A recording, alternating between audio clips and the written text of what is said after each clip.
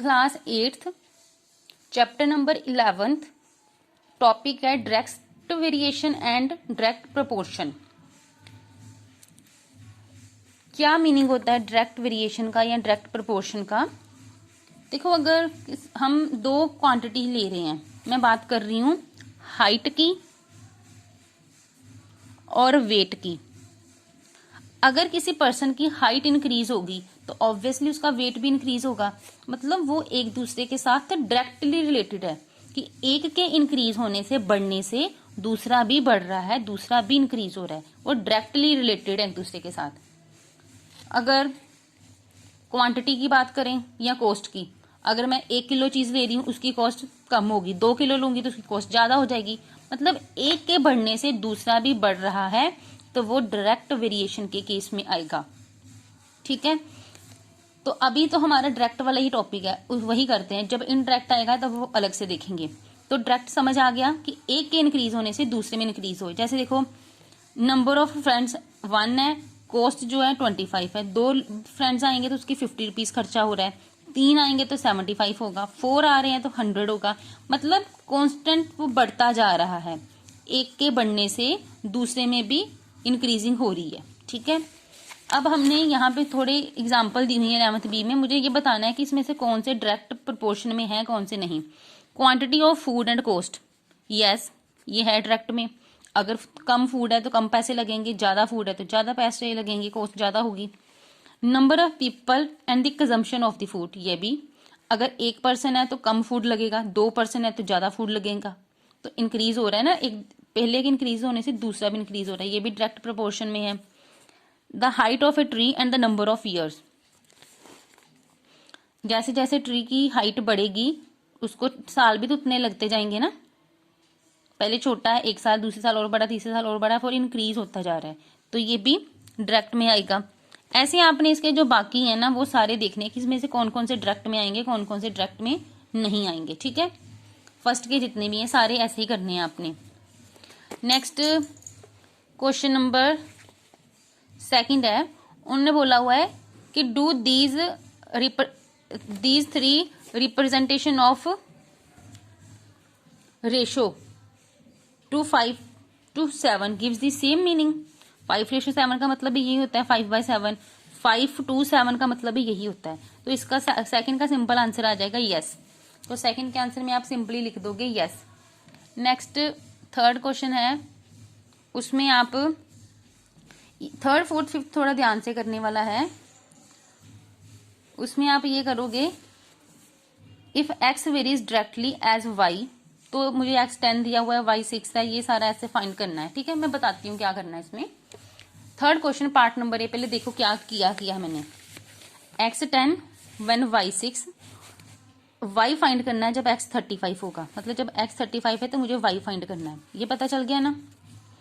अब ऊपर मेंशन था कि डायरेक्टली वेरी कर रहा है, तो in direct proportion XX YY, पहला x उसके नीचे y, दूसरा x, फिर y, फिर उसके नीचे दूसरा y।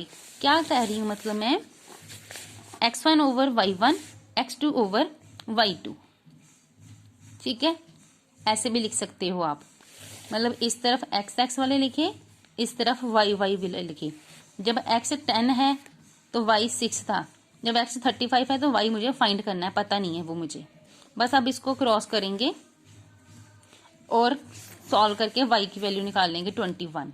ठीक है, नेक्स्ट अगर देखें फोर्थ क्वेश्चन का ए पार्ट, उसमें उन्होंने बोला है कि x varies directly as 2y, कि जब x है तो y की वैल्यू उसके कोरस्पॉन्डिंग 2y आ रही है। मतलब अगर x को वो कह रहे हैं कि वो y के हिसाब से 2y के हिसाब से चेंज हो रहा है, तो यहाँ पे करेंगे हम। ठीक है, तो फोर्थ क्वेश्चन का ए पार्ट देखो, x 4 है, y 18 है, ये एक पेयर हो गया। दूसरी बार मुझे x नहीं पता लेकिन y दे रखा है कि 36 है। ठीक है, x और y आपस में जुड़े कैसे हैं? x डायरेक्टली एज 2y, मतलब जहां पे पहले मैं x ओवर y लिखती थी, अब मेरा x ओवर 2y आएगा। ठीक है, मैं ये लिखना नहीं है, सिंपल अपनी समझ के लिए लिख रही हूँ आप। x 4 है तो y 2y है, तो मतलब मैं 18 ना लिख के इसको 2 से मल्टीप्लाई करके लिखूंगी, that is 4/36 equals to x तो मुझे पता नहीं है, मैं x ही रहने देती हूँ, लेकिन y पता है 36 है। 36 नहीं लिखूंगी क्योंकि 2y के हिसाब से है वो, तो 36 मल्टीप्लाई 2 लिखूंगी। 36 मल्टीप्लाई 2 72। अब फिर इसको ऐसे कटिंग करके क्रॉस करके सॉल्व करना है आपने, ठीक है।